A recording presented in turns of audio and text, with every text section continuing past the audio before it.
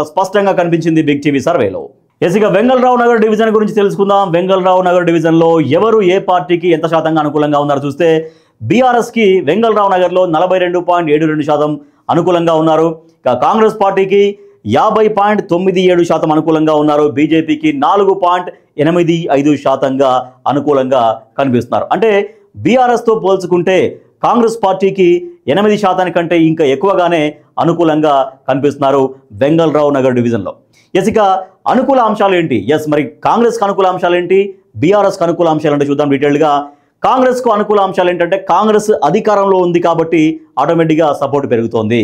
BRS గెలిచినా ఇప్పుడు పెద్దగా మార్పు ఏమీ ఉండదు అనే అభిప్రాయం వ్యక్తమవుతుంది. ఎందుకంటే అధికారంలో కాంగ్రెస్ ఉంది కాబట్టి అధికార పార్టీ ఎమ్మెల్యే ఉంటేనే ఎక్కువగా అభివృద్ధి జరుగుతుందన్నటువంటి నమ్మకాన్ని ప్రజలు వ్యక్తం చేస్తున్నారు.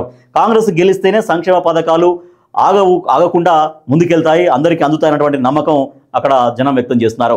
డివిజన్లో అంటే వెంగళరావు నగర్ డివిజన్లో నవీన్ యాదవ్కు చరిష్మా ఎక్కువగానే కనిపిస్తోంది. యూత్లో నవీన్ యాదవ్కు ఒక మంచి ఫాలోయింగ్ ఉంది.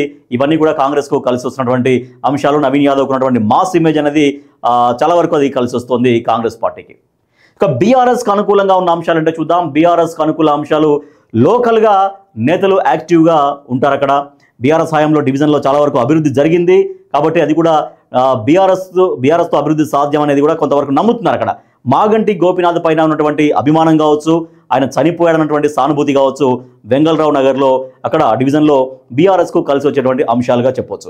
ఓవరాల్గా చూస్తే వెంగళరావు నగర్ డివిజన్లో కాంగ్రెస్కు స్పష్టమైన ఆధిక్యం కనిపిస్తోంది. మనం చూసినట్టుగా దాదాపుగా బీఆర్ఎస్ కంటే కాంగ్రెస్కు 8% కంటే ఎక్కువగా అక్కడ పాజిటివ్ కనిపిస్తుంది, అనుకూలంగా ఉన్నారు. కాబట్టి ఈ డివిజన్లో కాంగ్రెస్కు చాలా స్పష్టంగా ఆధిక్యం కనబడుతోంది.